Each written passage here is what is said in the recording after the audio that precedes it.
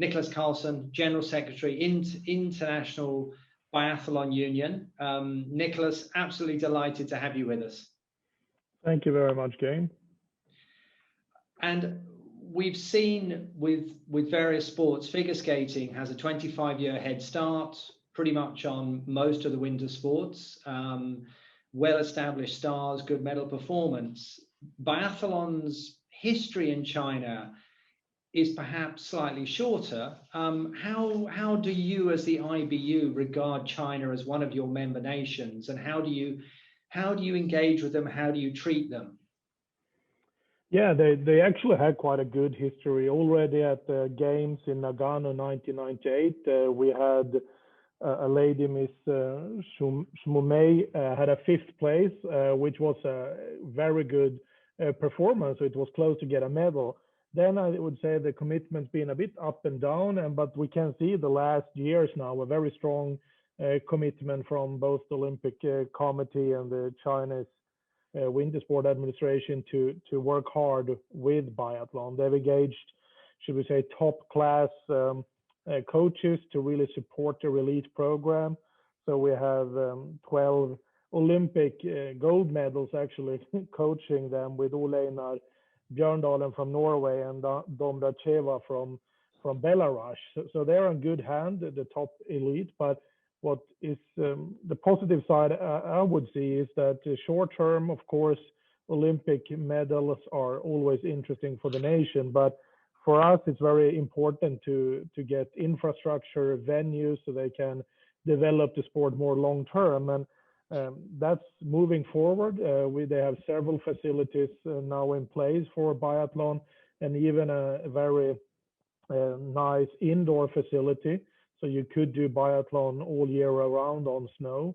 So I think the legacy is there with the venues, which is really good, because I liked what Ms. Yang said, that this is just the start of the journey.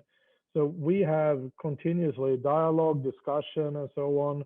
And we also today had a meeting with the Chinese Olympic Committee, where it was very promising for us to get reinforcement from the president of the Chinese Olympic Committee, Mr. Song Wen, that they are in it for the long run. They are aiming for medals in Cortina, Milano Cortina, the Olympic Games 2026, because that's what we've been a bit, should I say, missing. We have had some concerns that everything is targeting towards 2022, but we got promising news today also for the future.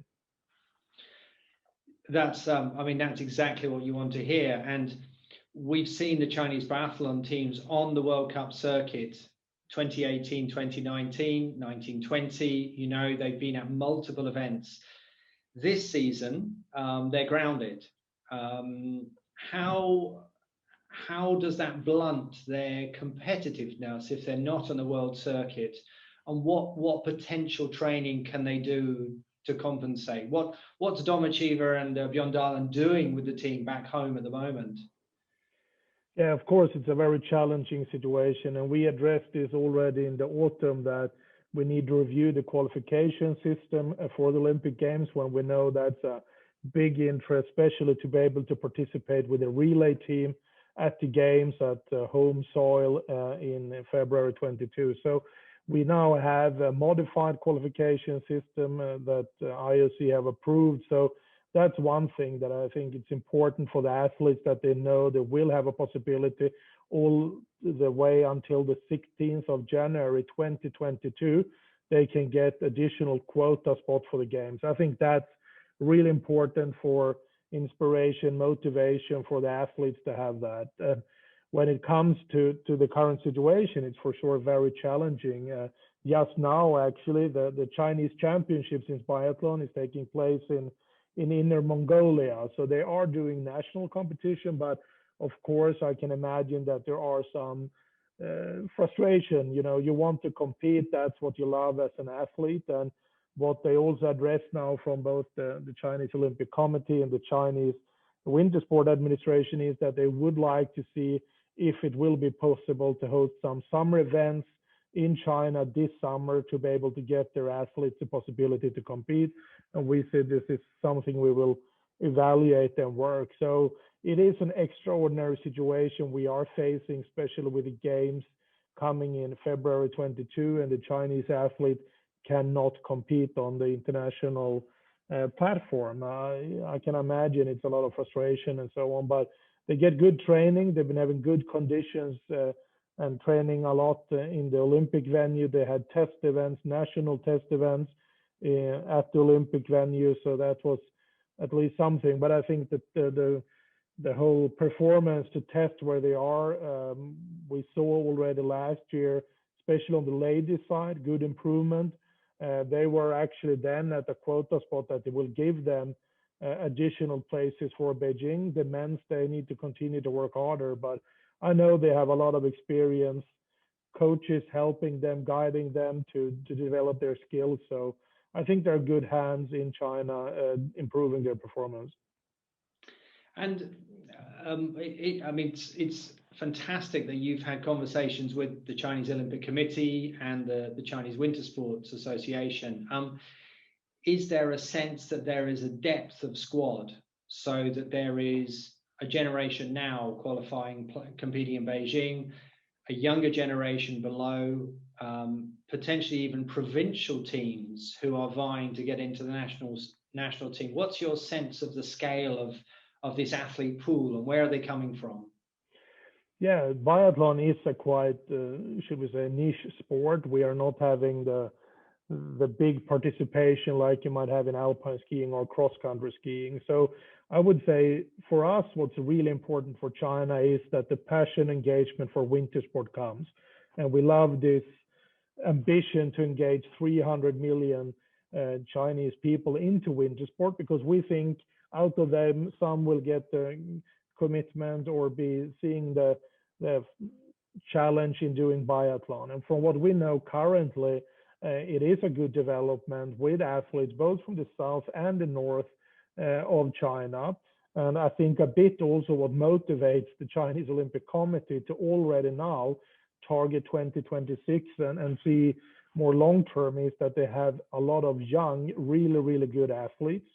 They haven't really tested the international competitions yet because they are too young, but Mr. Björndalen himself told me that they have some really promising young athletes in China. So that's really promising. And also a good thing with biathlon is that we offer both summer and winter competitions. And they have now two venues that is built in China that they will not have snow there, but they are excellent for summer competition. So I think that's a big an opportunity for us to recruit athletes for summer events, and then from that move forward also to skiing, then to the winter part of it. So that's a good side we have of biathlon, that we can offer both summer and winter conditions for both training and competition.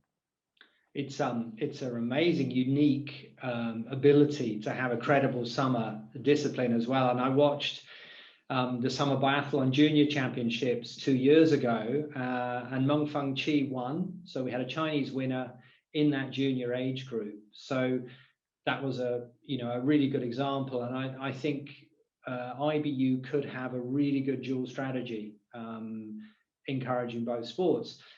If we come back to the task of the elite coaches at the moment, Björndalen, Domachiba, we've got shooting, we've got skiing. Which one is the element that needs to be focused on, and how do you combine development of those two separate disciplines for athletes like the Chinese? Yeah, I think to grow the sport on a wider scale, as I mentioned in my earlier question here, the engagement to winter sport is crucial. To have the passion and gliding on snow, that's a special thing for people that never tried it. And I think for the Chinese audience, that's where I really hope long term we will have big effect, that thanks to the big commitment to get people on the snow or the ice, that's the starting point. Because I think with a lot of training, you can, which is needed for the shooting skills, but that can be done in all conditions. But the pure part with skiing, I think, is something that we really hope that this massive program towards Beijing 2022 will have a long-term consequence where the Chinese people get this relationship, engagement, passion for being on snow. And for us being, as I said earlier, a fairly small sport, but I think people will come also to biathlon to see this a bit challenge, to also have this precision and an endurance sport, and that combined is biathlon. So I hope a lot of Chinese people will learn to do cross-country skiing, and I'm sure we will benefit of that, and especially it will benefit the biathlon in China. Yeah, and I can imagine Scandinavian and European markets, not to mention North American, will open their doors to Chinese groups learning cross-country skiing, perhaps as a family, in order to introduce, the younger generation as well. And I would imagine with the climate in China in the north and over in the west, a lot of possibility.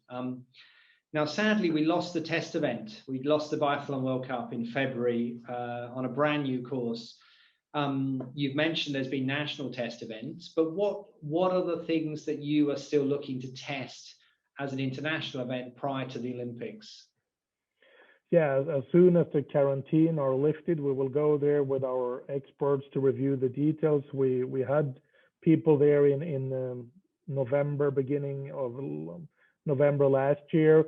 We got promising news. We don't have really any major concerns, but so we feel quite comfortable. Of course, we're working with education of the national technical officials that will continue over the spring, summer, and autumn. So for the Olympic Games, we are quite comfortable. What we think is of importance, and now when we have a lot of media representatives here, is one thing also that was addressed with the Chinese Olympic Committee is that we have a good cooperation with CCTV, but we really hope that also Chinese media take the opportunity and possibility to educate all the inhabitants of China to learn more about winter sports. So we get engaged fans during the games that know about the sport, what to look at, what makes the difference of a good performance and not so good performance. And that will be important, I think, for the whole spirit of the games, that we have fans that knows the sport. And I think here, all you media representatives, I hope you take this opportunity and try to take the possibility to educate your audience in China, because that will make a huge difference of the whole spirit of the games. Yeah, and in keeping with that, we've seen the Chinese biathlon team out on the road. We've seen them traveling. We've seen them competing. They're social. They're happy. They're practicing their English. Tang Jialin, Yan Zhang, Meng Fengqi, they are really enjoying all of the off-snow obligations of doing interviews and features, and they are very, very media friendly as well, as is China Biathlon team. They understand learning how to work with the media is part of being an athlete. So I think, you've got some good assets there. I think it's the education thing. Whose job is it to educate the Chinese audience? Is it a combination of all parties, or how do you see that being structured? No, I think it's an interest for everyone, and the easiest way to do it is to get medals for China.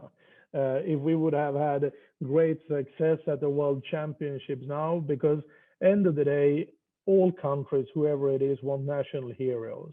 That builds the interest for the sport, and young kids want to associate themselves, want to read about them. So here I think it's more a common interest, but I think also for me, as part of bringing 300 people to winter sport, it is also of an interest to really educate people. And I know that it's a big educational program also about winter sport included in the schools in China, and I think this will help. But I think this is an interest for each party, us as an international federation, for sure the National Biathlon Association, for the Chinese Olympic Committee, for BOCOG. I think it's an interest for everyone. We can, of course, help with know-how and these kind of things, but the communication towards the audience must be done locally on initiatives from Chinese stakeholders. Well, I think you've got a very strong potential and a very good long-term possibility here. You've got government support, you've got a long-term elite goal. From what we've seen, China also wants to be competitive versus other Asian markets surrounding them. So that's the first benchmark as well. And I think the summer variation adds a whole new twist. So I think that's a great setup, and I hope the audience has questions, and I hope Chinese media also sees how can they help grow the image and understanding of Chinese biathlon. Niklas, that's been a really, really useful session. I am going to hand this over to questions. I've got a few questions that have come through. So the first question I've got is an obvious one to do with the shooting part of biathlon. And this isn't specifically for China. I think this looks to me like a general question from Rika Rakic. How do you handle restrictions or governance on usage of rifles when you're trying to develop the sport into new markets? Yeah, especially in Asia, there are a lot of restrictions on the rifle. We work with a small bore rifle, and we don't have any problem for big events to go there, but we know for people, many wants to try it, but there are a lot of restrictions. The great thing is that there are a lot of opportunities here. Depending on what country, it can be air rifles, have different limitations. Some countries have no restrictions on that, some have. But if you have restrictions on that, we also have laser rifles, which has been developed over the last years now. So they are really on the highest level, which make it very easy to use, and you really get, you need to have the same skills as a small bore rifles. It's commonly used by our top athletes to train. So I think we will see more and more laser rifles used both in summer and winter, especially in countries with a lot of restrictions. And this is an excellent thing for kids and youngsters to try the sport. And the precision element is exactly the same as with a small bore rifle. So we have opportunities in this, and that's an excellent question, because for us, with the connection to the rifle and the danger with that, it's always important for us to give opportunities that is available for everyone. Yeah, and I think that adoption of technology with laser rifles, and we've seen the same in modern pentathlon as well.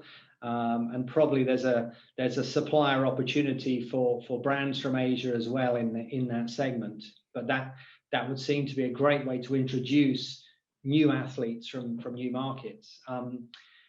We've seen on the broadcast, and we're just about to show a little clip of biathlon after this, but we've seen some extremely photogenic stars of the sport, male and female, who have been, extremely visible.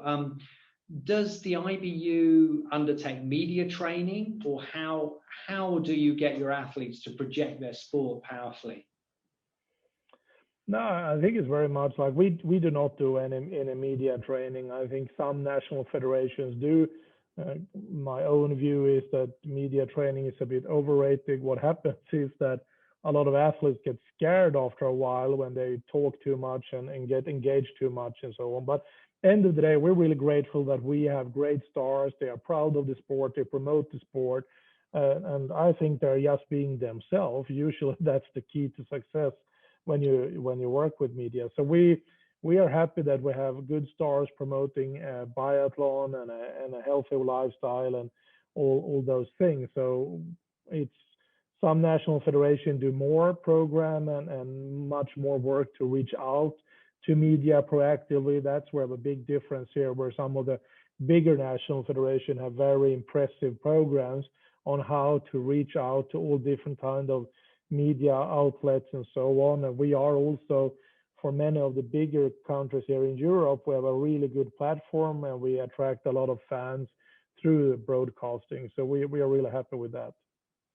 Good. Well, we wish you a lot of luck, and I think we will follow your progress now leading up to Beijing with the summer events and potentially test events, and then we'll follow the Chinese team. Jiao, we've got a team now to cheer for, so that we'll look forward to.